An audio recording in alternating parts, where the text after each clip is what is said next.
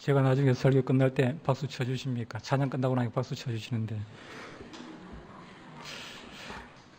반갑습니다.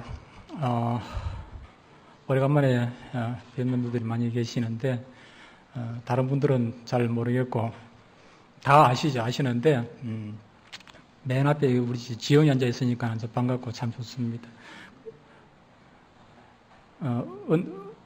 은빈이? 은빈이 있고, 또, 효원이 어디 갔어? 효원이 어디 갔나? 반갑고 좋습니다. 근데,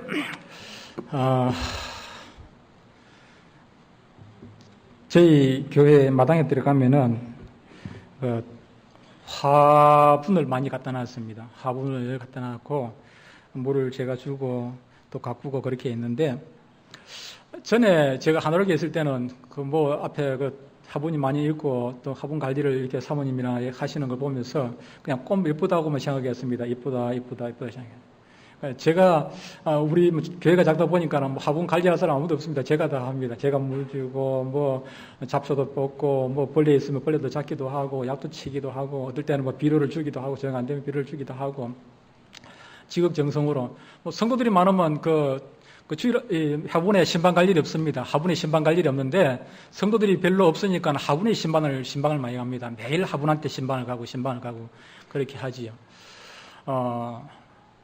전에는 하늘에 있을 때는 화분을 보고 이쁘다고 생각했는데 화분을 가꾸시는 분에 대한 수고나 노고에 대해서 전혀 몰랐죠. 이쁘다 그런 생각만 했지요. 여러분들이 그림을 감상을 하러 가보셨는지 모르겠습니다만 그림을 감상할 때 우리가 놓치기 쉬운 것이 그림을 보고 멋있다 이쁘다 거기에 대해서 감탄을 하기도 하고 잘 그렸다고 그렇게 인정을 하기도 하고 하는데 우리가 놓치기 쉬운 것이 그림을 그리는 사람의 그 수고와 고생 이런 것들을 우리가 생각하지를 못한다 하는 것이죠. 화분을 보고 이쁘다고만 생각하고 화분을 가꾸기 위해서 그 뒤에서 그냥 화분이 그냥 가꾸어지는 건 아니지 않습니까? 지금 여기도 꽃꽂이를 해놨지만 이것이 꽃꽂이를 해놨지만 이게 그냥 쥐가 와가지고 이렇게 된 것 아니지 않습니까? 누군가가 이쁘게 이렇게 수고를 하고 땀을 흘리고 고생을 했다는 것이죠. 우리가 그것을 이해하지 못하고 그냥 아름다움만 가지고 감상을 하고 만다 하는 것입니다. 저와 여러분들이 예수님을 믿습니다. 십자가의 은혜를 생각하면서도 그런데 우리가 십자가를 보면서도 십자가를 그냥 감상하고 지나가 버릴 때가 너무나 많다 하는 것을 제가 말씀을 드리는 것이지요. 우리는 십자가가 내 삶에서 직접 세워지는 것 그것을 거부하면서 다만 감상하는 것으로 그치고 그리고 감사하는 그냥 인사치레만 하고 마는 것이 우리의 신앙생활이 아니겠는가 하는 것입니다.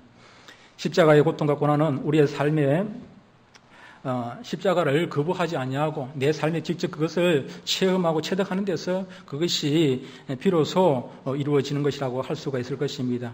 그럴 때 십자가 앞에서 자신의 무능함과 또 죄인됨을 알고 그로 인해서 십자가의 능력이 어떠하며 또 십자가의 사랑과 자비가 어떠한 것인지를 우리가 알게 되는 것이지요. 제가 지금까지 말씀드린 것이 우리 자신을 좀 이해해야 한다는 것입니다. 이해해야 한다는 것입니다. 자기 이해 없이는 믿음을 말할 수가 없고 십자가를 말한다 하더라도 그것은 진정 십자가가 아닌 것입니다. 그리고 인간의 자기 이해란 것이 스스로 내가 무능력하다는 것을 아는 것입니다. 믿음에 있어서 아무것도 할 수 없는 자신을 깨달을 때 인간은 겸손해질 수가 있고 또 결국 진정으로 하나님의 도우심을 구할 수가 있지 않겠습니까? 그리고 하나님에 의해서 주어지는 것을 작은 것이든지 큰 것이든지 그것 때문에 하나님 앞에 진정으로 감사할 수 있는 사람이 되는 것입니다. 그러나 자기 이해가 없을 때 내가 어떤 존재인지 그것을 이해하지 못할 때 우리는 교만하게 되고 심지어 오늘 본문에 나오는 이 입다처럼 하나님과 거래를 하게 되는 그런 우를 범하게 되는 것입니다. 하나님과 우리 인간 사이에는 수직 관계죠. 우리 십자가가 안 보입니까? 십자가 보면 수직 관계를 하지 않습니까? 사람과 사람 사이에는 수평 관계죠. 그런데 하나님과 우리 사이에는 수직 관계인 것입니다. 우리가 감히 하나님과 거래를 할 수 있는 위치에 있는 그런 사람이 아니지요. 이 입다는 하나님이 날 위해서 뭔가 해줄 수 있는 분이라면은 나 역시 하나님을 위해서 뭔가를 해줄 수 있는 힘이 있다고 그렇게 생각을 하는 것입니다. 이러한 생각에서 나오는 것이 우리가 가끔 서원기도라는 걸 하시죠. 하나님이 이렇게 해주시면 나도 하나님을 위해서 이렇게 하겠다 하는 것입니다. 이것은 어떻게 보면은 불신앙적인 그런 발상이라고 할 수가 있을 것입니다. 하나님을 믿는 것이 아니라 하나님을 계약을 하고 하나님과 계약을 하고 거래를 하는 것에 지나지 않는 것입니다. 여러분은 하나님과 이러한 거래 관계를 만들지 않도록 조심을 해야 할 것입니다. 인간이 어떤 존재인가를 잊지 않는다면 감히 하나님과 거래를 하겠습니까? 오늘 본문이 바로 그러한 내용입니다. 인간이 어떤 존재인지 전혀 깨닫지 못하고 있는 입다가 하나님 앞에서 어떤 불신앙의 모습을 드러내는지, 그리고 입다의 이 불신앙 때문에 누가 희생을 당하게 되는지가 오늘 본문에서 주어지는 내용인 것입니다. 여러분이 아는 대로 천국은 믿음으로 가는 것입니다. 천국은 믿음으로만이 가는 나라입니다. 믿음이 있는 자에게 열려 있는 것이 바로 천국이지요. 그러나 문제는 이 믿음이라는 것이 하나님께서 보실 때 믿음이 있다 그래야 되는데, 우리가 자기 당착에 빠져가지고 나는 믿음이 있어, 나는 이 정도면 천국에 들어갈 수 있다 그렇게 생각하는 것이 문제지요. 만약에 나는 천국에 갈 수 있다고 생각하고 천국 문 앞에 예수님 앞에 섰는데 예수님께서 너는 믿음이 없어 해버리면 어떻게 되겠습니까? 어제 우리 주일학교 아이들이 모였는데 예배를 마치고 난 다음에, 우리 토요일도 우리 주일학교 아이들이 모였는데 마치고 난 다음에 제가 제 방에 있는데 바깥에서 아이들이 모여가지고 막 서로 이제 한참 얘기를 하다가, 여기 끝에 한 아이를, 우리 교회 전에 나오다가 요즘 안 나오는 아이가 있습니다. 안 나오는 6학년 아이인데, 여자아이인데 좀 안 나오는데 이 아이가 왕따를 늘 학교에서도 왕따를 당하고 교회에서도 왕따를 당하고 그렇습니다. 조금 지능이 조금 빠지는 데다가 얼굴도 생긴 게 그렇고 몸매도 그렇고 좀 그래요. 그러다 보니까는 애가 늘 놀림을 당하고 그렇게 해요. 그렇게 하는데, 아가 좀 어떻게 보면 불쌍한 아이인데, 그런데 그 아이를 놔놓고, 우리 또 아이들이, 5학년, 6학년 아이들이 모여가지고, 또 그 아이를 흉을 보고 그렇게 하더라고요. 그래서 제가 아이들 앞에서 그렇게 얘기를 했습니다. 아이들 앞에, 너희들이 천국 가는 것은 믿음으로 가는데, 그런데 너희들이 하나님 앞에, 예수님 앞에 서가지고 있을 때, 모두 다 예수님 앞에 서지 않겠느냐? 예수님 앞에 서 있을 때, 너는 나를 미워했으니 왼편으로 가라. 그럼 너희들은 뭐라 할 거야? 우리가 언제 예수님을 미워했습니까? 예수님 미워한 적 없습니다. 예수님 절대로 미워한 적 없습니다. 아니야. 그 아이 이름이 이선주라는 아이인데, 선주를 미워한 것이 바로 나를 미워한 것이야. 그래서 왼쪽으로 가면 천국 못 가는 것 아니겠습니까?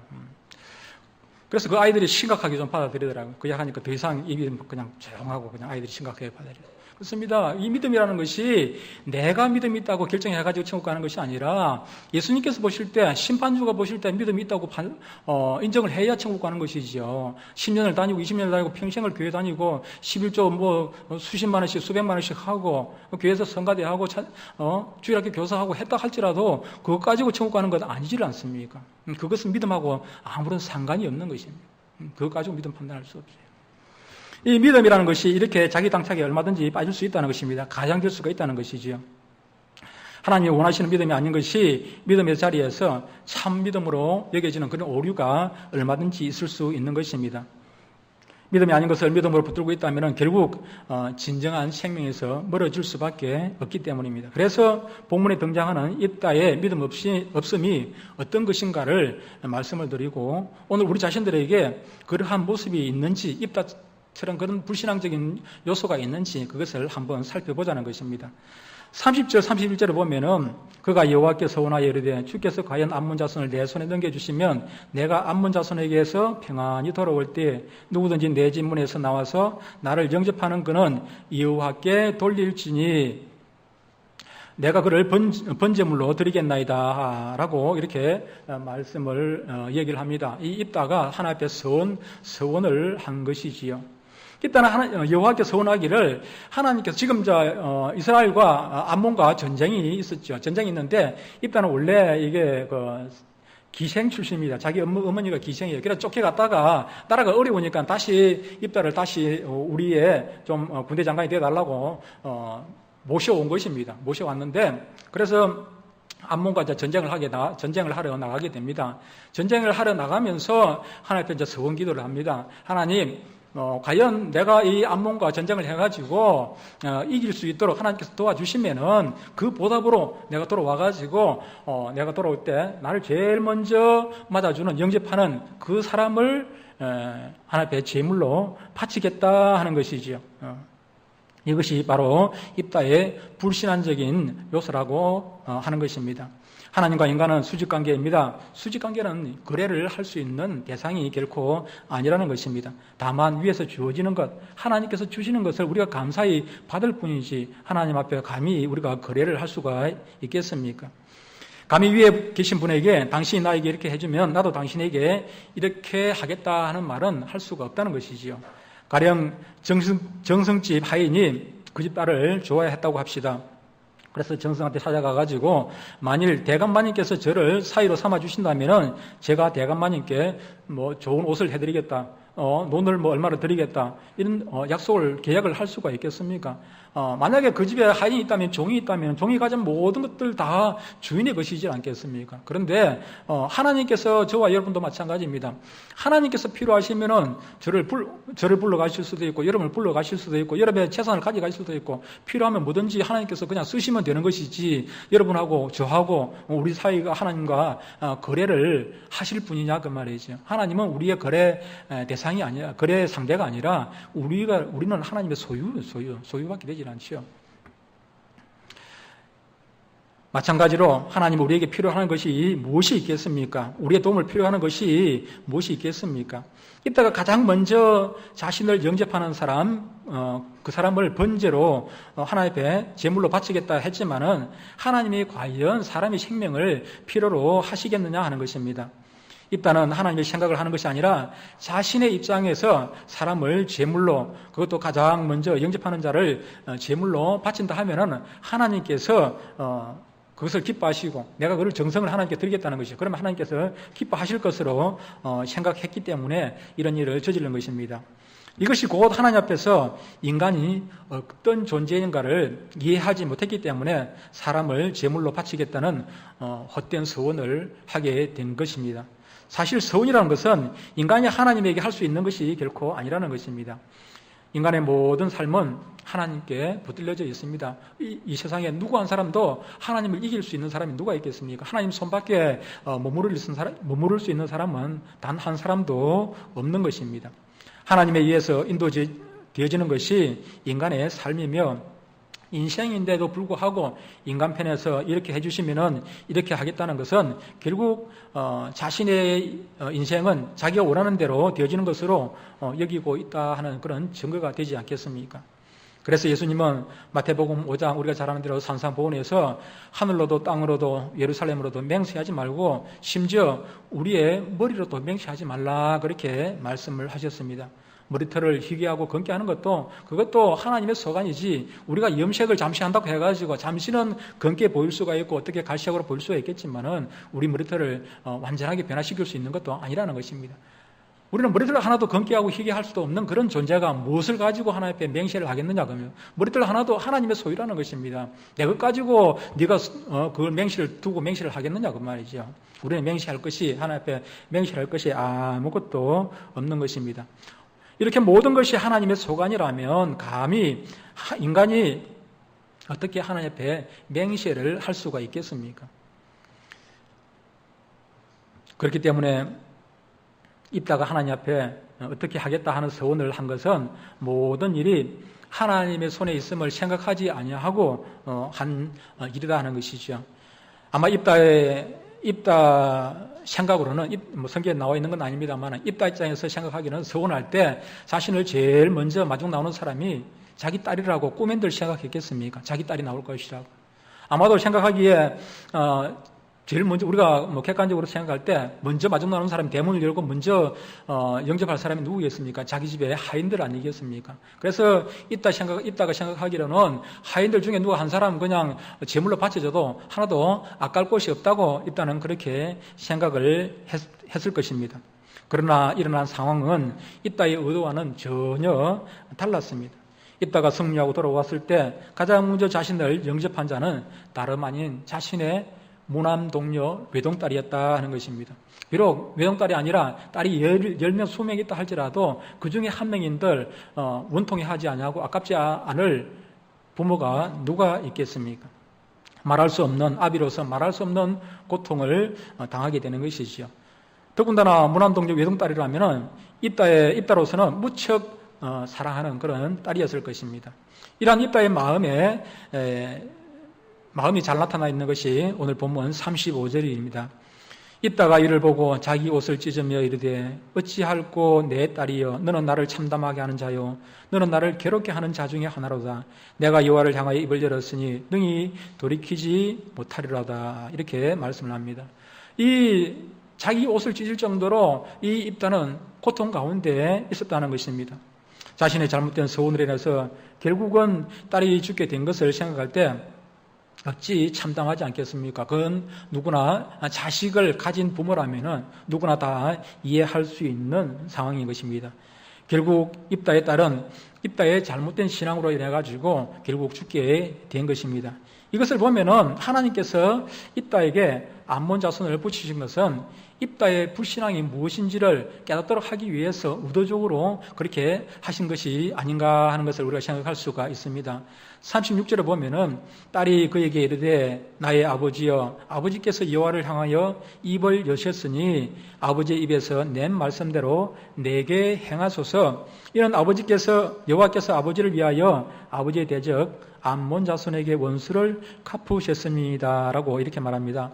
딸은 되어진 이 모든 일들이 하나님에 의해서 되어진 하나님의 의도 가운데 되어졌다 하는 것을 알게 됩니다. 암몬 자손을 붙이신 것이나 자신이 가장 먼저 아버지를 영접하게 된 것은 아버지 입다의 어긋난 신앙을 드러내고 가르치기 위한 하나님의 일임을 발견한 것입니다. 그래서 입다가 서운한 대로 자신에게 행하라고 그렇게 말하는 것 아니겠습니까? 또 39절에 보면은 딸이 남자를 알지 못하고 죽었다 그렇게 말합니다. 이것은 처녀인 상태로 죽었다는 것입니다. 즉 깨끗한 몸이었다는 것입니다. 결국 입다의 불신앙으로 인해서 죄 없는 깨끗한 딸이 죽임을 당하게 된 것입니다. 입다는 하나님을 부르지 아니한 자였습니다. 비록 하나님이 암몬 자손을 내게 붙여주시면 내가 승리할 수 있다고 그렇게 말은 했지만은 이것은 하나님에 대한 절대적인 복종을 의미한 것은 아닌 것입니다. 다만 하나님이 나를 도와주실 수 있는 분이라는 것을 말했을 뿐입니다. 그래서 도우시면 자신을 영접한 자를 제물로 하나님께 바치겠다 하는 그런 어리석은 서원을 한 것입니다. 거기에 대한 보답을 하겠다는 것입니다. 하나님께 보답을 하겠다 하는 이것이 진심으로 하나님을 부르지 않는 신앙이 없음의 하나의 증거가 되는 것입니다. 하나님 옆에서 보답이란 있을 수가 없습니다. 왜냐하면은 하나님께서 인간에 있는 어떤 것을 필요로 하시는 분이 결코 아니기 때문입니다. 필요하시면 아까도 말씀드렸습니다만 필요하시면 그냥 쓰시는 것이지 우리가 바치기를 기다렸다 쓰시는 분은 결코 아니라는 것입니다. 즉 다시 말하면 우리가 바치면은 하나님께서 그것 가지고 일을 하시고 우리가 바치지 아니하면은 하나님께서 무능한 하나님이라서 일을 하실 수 없는 그런 분은 결코 아니라는 것입니다. 다시 말하면은 여러분들이 헌금하고 충성하고 봉사해서 하나로 교회가 운영이 되어져 가는 것은 결코 아니라는 것입니다. 하나님께서 여러분들 손도 깜짝 안 하고 가만 헌금 하나도 안 하고 가만 그대로 있어도 하나님께서 하시면은 하나로 교회는 그냥 움직여 나가는 것입니다. 움직여 나가는 것입니다. 입다는 하나님 앞에서 서보지 못한 자입니다. 그렇기 때문에 인간이 어떤 존재인지를 전혀 그는 모르는 자입니다. 인간은 죄인이며 하나님의 은혜가 아니면 살 수 없는 그런 존재이며 하나님의 손에 붙들린 그런 인생을 살아간다는 사실을 입다는 모르고 있었습니다. 이러한 입다에게 하나님은 입다의 딸을 입다에 의해서 죽게 하심으로써 자신의 죄가 어떤 것임을 보게 하는 것입니다. 이것을 위해서 하나님은 입다에게 승리를 주시고 또 입다의 딸을 집에서 가장 먼저 나오게 한 것입니다. 오늘 우리는 어떻습니까? 입다의 불신앙에 의해서 깨끗한 입다의 딸이 희생된 것처럼 입다의 불신앙 때문에 입다의 딸이 희생된 것처럼 저와 여러분들의 불신앙 때문에 누군가가 희생이 되었지 않겠습니까? 예수님 역시 아무런 입다의 딸처럼 아무런 죄가 없으신 희생당할 이유가 하나도 없으신 예수님께서 저와 여러분들의 불신앙 때문에 희생을 당하셨다 하는 것입니다. 마치 입다의 딸이 이것은 아버지를 위한 하나님의 일이니 말한 대로 행하라 이렇게 하는 것처럼 예수님 역시 자신의 십자가의 죽음을 세상에 남겨놓으신 하나님의 백성을 위한 하나님의 일로 여기고 죽으신 것입니다. 그러므로 우리는 입다가 자신의 딸을 보면서 자신이 옷을 찢으며 슬퍼하고 괴로워하고 애통해한 것처럼 우리의 죄로 인해서 십자가에 달리신 그리스도를 보면서 애통해하고 또 우리 자신에 대해서 참담해해야 하는 것이 그것이 십자가를 대하는 바른 신자의 저와 여러분들의 바른 신자의 그 모습이라 할 수가 있을 것입니다. 이것이 신앙입니다. 이러한 신자가 자신의 삶에 십자가를 씌워짐을 원하며 또 하나님께 결국 나올 수 있는 것입니다. 40절에 보면은 이스라엘의 딸들이 해마다 가서 길라앗 사람 입다의 딸을 위하여 나흘씩 애곡하더라 그렇게 말합니다. 결국 본문의 중심은 입다도 아니고 입다가 암몬 자손에게 전쟁에서 승리한 그것도 아니고 결국 오늘 본문의 중심은 입다의 딸이라고 할 수가 있을 것입니다. 이것은 신자가 저와 여러분들이 무엇을 중심 삼고 살아야 하는가 하는 것입니다. 삶의 중심은 저와 여러분들을 위해서 희생하신 예수 그리스도 그분이 되어야 하는 것입니다. 우리가 살아가는 세상 일을 중심으로 하지 말고 우리들의 불신함으로 인해서 희생하신 분을 중심으로 살아가야 하는 것이 그것이 바로 옳은 믿음 생활인 것입니다. 이것이 십자가를 감상만 하는 것이 아니라 삶의 십자가를 세우는 길 아니겠습니까? 그럴 때 신자는 십자가에서 주님과 함께 죽은 자로 살아가게 될 것입니다. 나로 인해서 희생하신 분이 있음을 알고 그분으로 인해서 애통해하고 자신에 대해서 참담해한 그런 경험이 있는 자만이 십자가에서 흘리신 그리스도의 피로 인한 기쁨을 알게 될 것입니다. 하나님 앞에서 죽어야 하는 것이 인간임을 발견한 자만이 그리스도의 피로 인한 생명에 대해서 진정으로 감사할 수가 있는 것입니다. 여러분 모두 하나님의 부르심에 의해서 하나로 교회로 모였다면 하나님은 분명 여러분들에게 말씀으로 자신을 드러내실 것입니다. 여러분의 할 일은 하나님이 자신을 나타내는 말씀 앞에서 인간이 어떤 존재인가를 깨닫는 것입니다. 저는 하나로 교회에 있을 때만 해도 제가 제 자신에 대해서 참으로 몰랐습니다.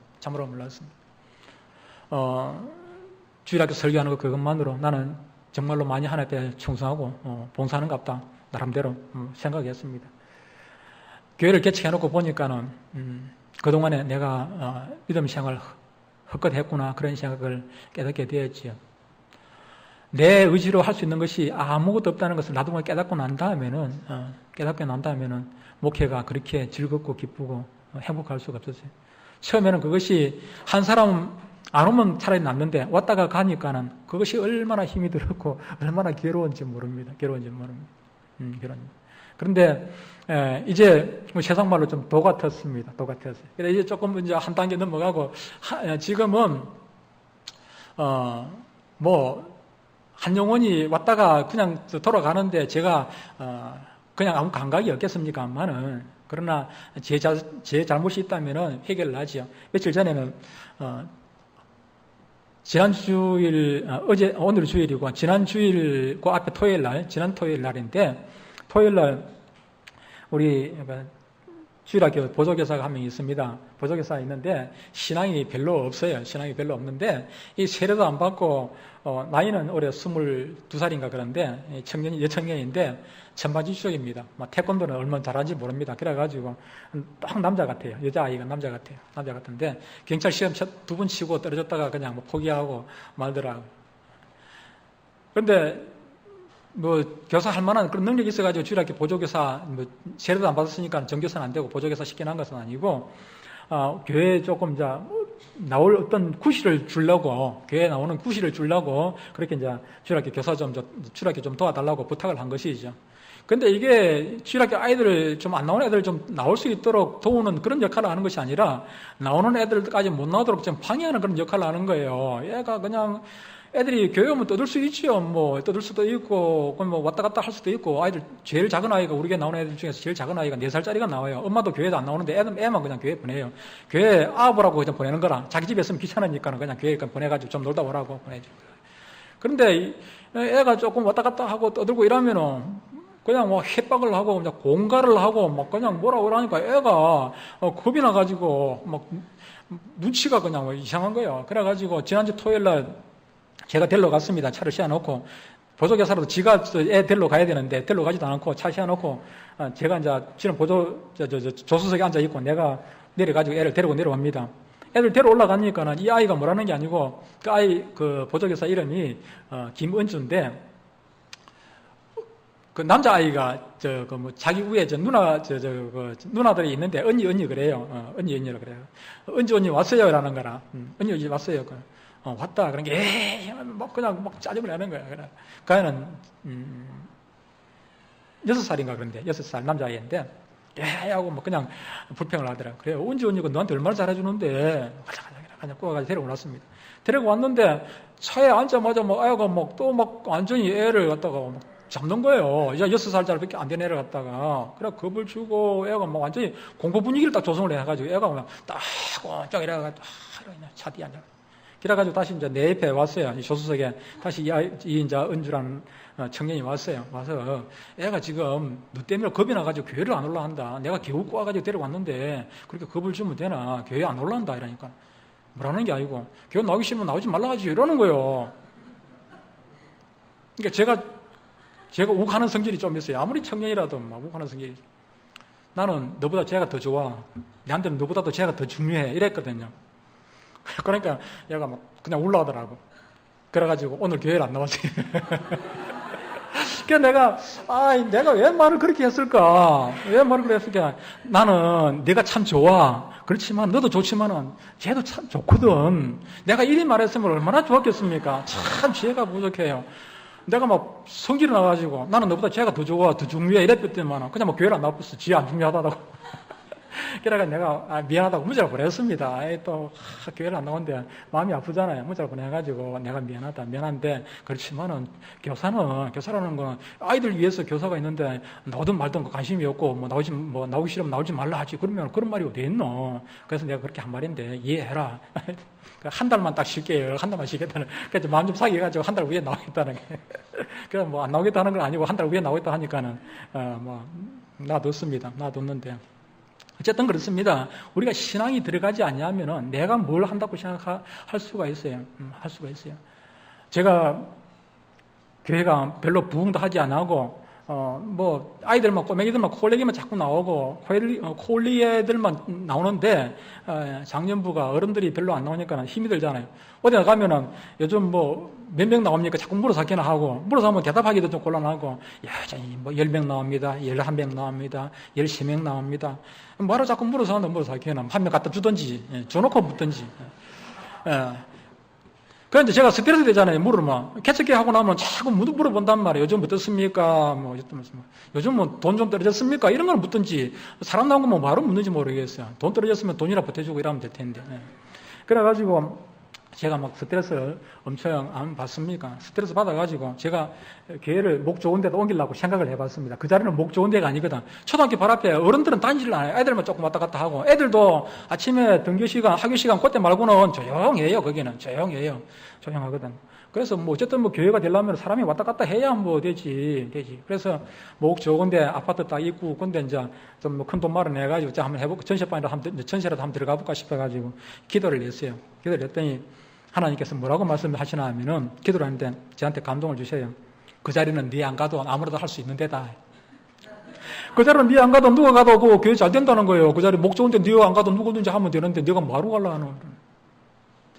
그 말씀을 제가 들으면서 그래요. 교회는 100명, 200명, 300명 모은다고 하나님께 칭찬받는 건 아니다. 제가 개척교회 뭐하러 하겠습니까? 하나님께 칭찬받으려고 하는 건 아니겠습니까? 하나님의 말씀에 순종해가지고 칭찬받으려고 했는데, 그런데 많이 모아가지고 칭찬받는 것은 아니라는 걸 제가 깨닫게 되는 것이죠. 한 명이라도 하나님께서 보내주신 그 영혼을 위해서 열과 성을 다하면은 그 영혼 가지고 하나님께서 기뻐하시는 것이죠. 초원지 우리 인간행 집사님, 그리고 우리 이순학 권사님, 그리고 목자 여러분들, 그리고 또 초원 가족 여러분들, 그렇습니다. 여러분들이 수고는 하셔야 됩니다. 가만히 있는다고 그냥 되어지는 것은 아무것도 없습니다. 그러나 여러분들이 한 사람 전도하고 여러분들이 초원을 부흥시키는 것은, 하나라 교회를 부흥시키는 것은 결코 아니라는 사실입니다. 그것 가지고 하나님 앞에 자만할 것도 하나도 없고 교만할 것도 하나도 없고 모든 일은 하나부터 열까지 다 하나님께서 하시는 것이거든요. 제가 지금까지 경험한 것이 그래요. 지금까지 경험한 거. 제가 너무 힘들어가지고 장모님 한번 보내주십시오 그랬습니다. 교회에 혼자서 일하다 보니까는 너무 힘든데 하나님 믿음 좋으신 장로님 한 분 보십시오. 하나님께서 응답이 없어요. 1년을 기도해도 장로님커녕 그냥 집사도 한 명 안 보내주시는데 제가 막 매달렸으면 하나님 장로님 한 번 보내달라고. 그랬더니 어느 날 하나님께서 응답을 주십니다. 가시라도 좋나? 가시라도 좋나? 이거 아닙니다. 저 혼자 다 하겠습니다. 그런데 제가 거절을 하고 난 뒤에 그 뒤에 권사님을 한번 보내주셨어요. 믿음 좋은 권사님을 한번 보내주셔가지고.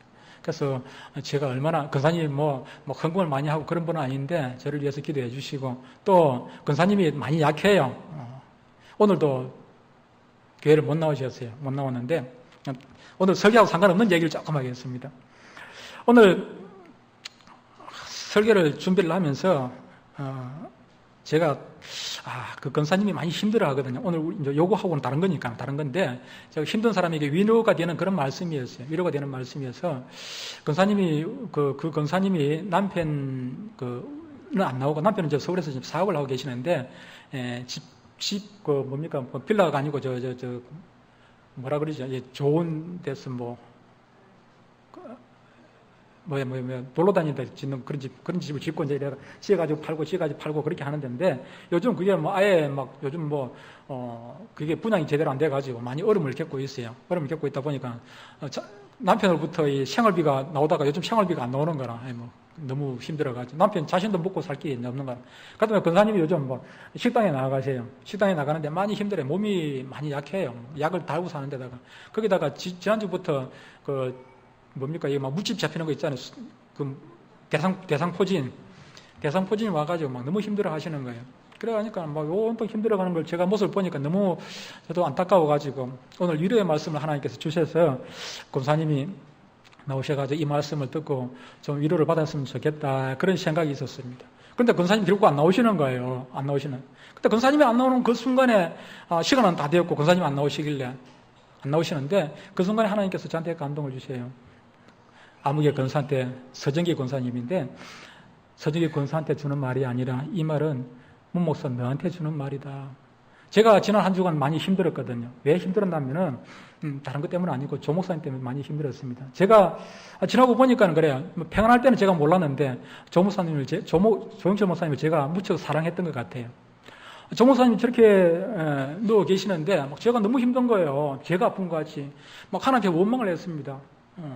이러면 제가 뭐하러 목회하겠습니까? 조 목사님 저렇게 충성스럽게 지금까지 고생하고 수고하고 애쓰고 이제 조금 담임을 맡아가지고 좀 해볼라 하는데 저렇게 쓰러지게 하신다면은 쟤들 뭐하러 제가 고생을 하겠습니까? 저도 할 힘이 없습니다. 제가 원망하고 불평하고 하나님 도저히 이해가 안 갑니다. 제가 그렇게 기도하고 제가 속이 상했어요. 너무 힘들었어요. 그래가지고 힘든 상황이 있었는데 오늘 제가 설교를 준비하면서도 제가 은혜가 전혀 안 됐어요. 설교를 준비하면서 은혜가 안 됐는데 오늘 우리 권사님이 안 나오시니까 안 나오시는 그 순간에 하나님께서 권사님이 이 말씀이 권사님한테 주시는 말씀이 아니라 문 목사는 너한테 주는 말이다. 제가 그걸 깨달았어요. 그렇게 해서 권사님이 안 나오시도록 하나님께서 일부러 안 나오시도록 그렇게 하신 것 같아요. 오늘 입다의 딸을 먼저 마중 나오게 해가지고 제물로 죽게 하신 것처럼 오늘 이 말씀을 제가 설교한 그 말씀을 저한테 주시려고 권사님을 오늘 교회에 출석을 안 시키시더라고요. 그렇습니다. 하나님은 무엇이든지 다 하실 수 있는 분입니다. 제가 하는 것도 아니고 여러분이 하는 것도 아니고 우리 양종호 담임 목사님 하시는 것도 아니고 장로님 하시는 것도 아닙니다. 이 하나로 교회는 하나님께서 하신다는 사실을 꼭 기억하고 여러분들 겸손하게 순정하시고 우리 사랑초원뿐만 아니라 하늘의 모든 성도들이 겸손하게 충성하심으로 말미암아 초원도 부흥하고 교회도 부흥하고 여러분들 모두 복받는 성도들 되시기를 주의 이름으로 축원드립니다.